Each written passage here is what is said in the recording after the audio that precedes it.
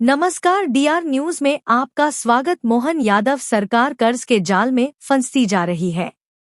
यह सवाल हम इसलिए पूछ रहे हैं क्योंकि चालू वित्त वर्ष 2026 से 27 के शुरुआती 2 महीनों में ही सरकार ने कर्ज लेने का एक नया रिकॉर्ड बना दिया है। मई के आखिरी हफ्ते में सरकार एक बार फिर 2,800 करोड़ रुपए का भारी भरकम कर्ज लेने जा रही है। पहली किस्त 1,600 करोड़ रुपए, ब्याज दर 7.64%, अवधि 2034 तक। दूसरी किस्त 1,200 करोड़ रुपए, ब्याज दर 7.83%, अवधि 2048 तक। वित्त विभाग की अधिसूचना के मुताबिक सरकार यह कर्ज आरबीआई के इकुबेर प्लेटफॉर्म पर सिक्योरिटीज और बॉन्ड जारी करके ले रही है। इसे 2 हिस्सों में लिया जा रहा है।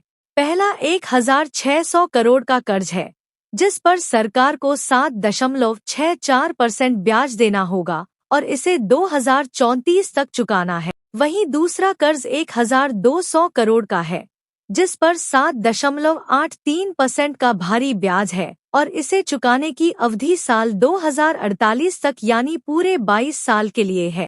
इसकी नीलामी प्रक्रिया 27 मई 2026 तक पूरी कर ली जाएगी। चौंकाने वाली बात यह है कि इस नए कर्ज को मिलाकर सिर्फ अप्रैल और मई के महीने में ही सरकार 9,200 करोड़ रुपए का कर्ज उठा चुकी। एक्सपर्ट्स बताते हैं कि अमूमन सरकारें नया वित्त वर्ष शुरू होने के बाद मई या जून से कर्ज लेना शुरू करती हैं। लेकिन इस बार मोहन सरकार ने अप्रैल में ही 2 बार में 4,600 करोड़ रुपए उठा लिए थे। इसके बाद मई की शुरुआत में 1,800 करोड़ और अब फिर से 2,800 करोड़ रुपए का कर्ज लिया जा, यानी रफ्तार बहुत तेज है। अब सवाल उठता है कि आखिर यह पैसा जा कहाँ रहा है। सरकार का तर्क है कि इस राशि का इस्तेमाल राज्य की उत्पादक विकास योजनाओं में किया जाए, यानी इसे इंफ्रास्ट्रक्चर, सिंचाई परियोजनाओं, बिजली सेक्टर और कृषि से जुड़े बड़े कामों में लगाया जाए। अगर सरकारी आंकड़ों को देखें तो साल 2025 से 26 के संशोधित अनुमान मध्य प्रदेश की राजस्व प्राप्ति और राजस्व व्यय दोनों ही करीब 2.79 लाख करोड़ रुपए आका गया, यानी आमदनी और खर्च बराबर होने के बावजूद विकास कार्यों के लिए कर्ज की बैसाखी जरूरी हो गई है। लेकिन जानकारों का मानना है कि अगर कर्ज लेने की यही रफ्तार रही तो आने वाले समय में बजट का एक बड़ा हिस्सा सिर्फ ब्याज चुकाने में ही चला जाएगा। ऐसे में जनता पर टैक्स का बोझ बढ़ने की आशंका भी बनी रहती। दोस्तों, क्या आपको लगता है कि राज्य के विकास के लिए इतना कर्ज लेना सही फैसला है? अपनी राय हमें कमेंट बॉक्स में जरूर बताएं। वीडियो को लाइक और चैनल को सब्सक्राइब करना न भूलें। मध्य प्रदेश में सीएनजी और पेट्रोल डीजल की कीमतों में भारी उछाल। भोपाल, अगर आप मध्य प्रदेश में रहते हैं और गाड़ी चलाते हैं तो आपकी जेब पर एक बार फिर बहुत बड़ा डाका पड़ा है। ईरान जंग के बीच मध्य प्रदेश में महंगाई का दोहरा झटका लगा है।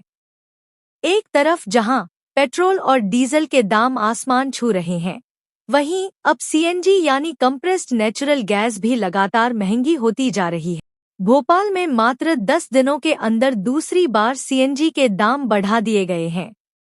आज के इस वीडियो में हम आपको बताएंगे कि आपके शहर में अब नया रेट क्या है और आखिर क्यों ये कीमतें लगातार बढ़ रही हैं। नया रेट: भोपाल 94 रुपए 75 पैसे प्रति किलो।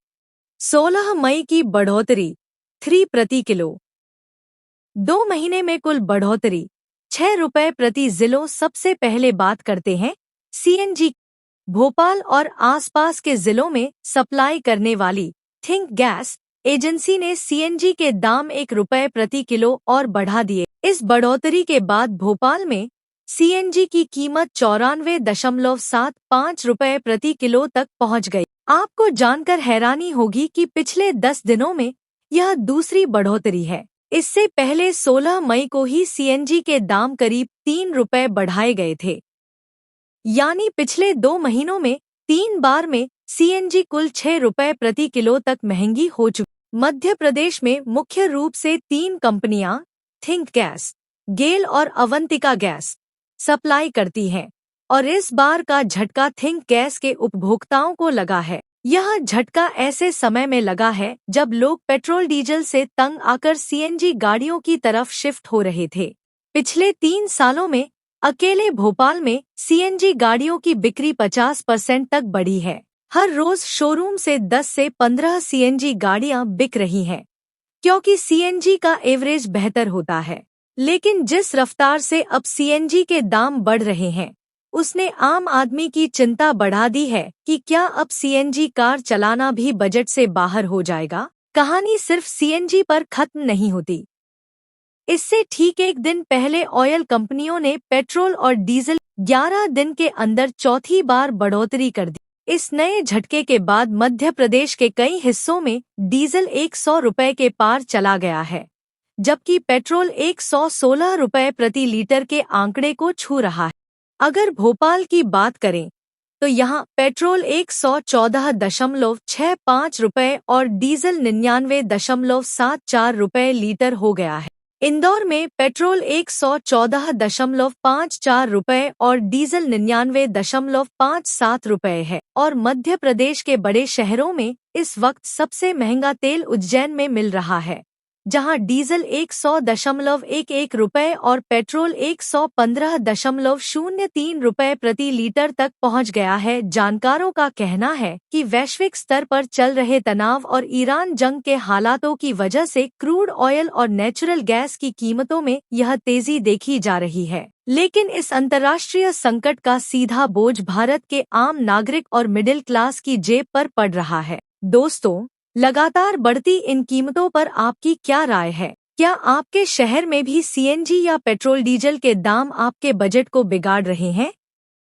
हमें कमेंट बॉक्स में जरूर बताएं। वीडियो को लाइक करें, अपने दोस्तों के साथ शेयर करें और ऐसी ही बड़ी खबरों के लिए हमारे चैनल को सब्सक्राइब करना न भूलें। बिजली की आंख मिचौली से नाराज लोगों ने सड़क पर उतरकर विद्युत वितरण कंपनी के खिलाफ जोरदार विरोध प्रदर्शन किया। सीहोर जिले के बिजौरी गांव से, जहां लगातार हो रही अघोषित बिजली कटौती से परेशान ग्रामीणों का गुस्सा फूट पड़ा। भीषण गर्मी और बिजली की आंख मिचौली से नाराज लोगों ने सड़क पर उतरकर विद्युत वितरण कंपनी के खिलाफ जोरदार विरोध प्रदर्शन किया। ग्रामीणों का कहना है कि गाँव में दिन हो या रात, बिजली आने जाने का कोई तय समय नहीं है। घंटों तक बिजली गुल रहने से लोगों की रोजमर्रा की जिंदगी बुरी तरह प्रभावित हो रही है। रात में लोग गर्मी के कारण ठीक से सो नहीं पा रहे, वहीं दिन में घरेलू और खेती किसानी के जरूरी काम भी ठप पड़ रहे हैं। बिजली कटौती का असर अब पेयजल व्यवस्था पर भी साफ दिखाई देने लगा है। ग्रामीणों के मुताबिक मोटर और पंप नहीं चल पाने से गांव में पानी का संकट गहराता जा रहा। बच्चों की पढ़ाई प्रभावित हो रही है, जबकि बुजुर्ग और बीमार लोग भीषण गर्मी में काफी परेशान हैं। प्रदर्शन कर रहे लोगों ने बिजली कंपनी पर सवाल उठाते हुए कहा कि जब समय पर भारी भरकम बिजली बिल वसूले जाते हैं, तो फिर 24 घंटे बिजली सप्लाई के दावे आखिर जमीन पर क्यों नहीं दिखाई देते? ग्रामीणों का आरोप है कि बिजली विभाग के बड़े बड़े दावे सिर्फ कागजों तक सीमित हैं। ग्रामीणों ने यह भी बताया कि इस समस्या को लेकर कई बार अधिकारियों से शिकायत की जा चुकी है, लेकिन हर बार सिर्फ आश्वासन देकर मामला टाल दिया जाता है। लोगों ने चेतावनी दी है कि यदि जल्द ही बिजली व्यवस्था में सुधार नहीं हुआ तो आने वाले दिनों में आंदोलन और उग्र किया जाएगा।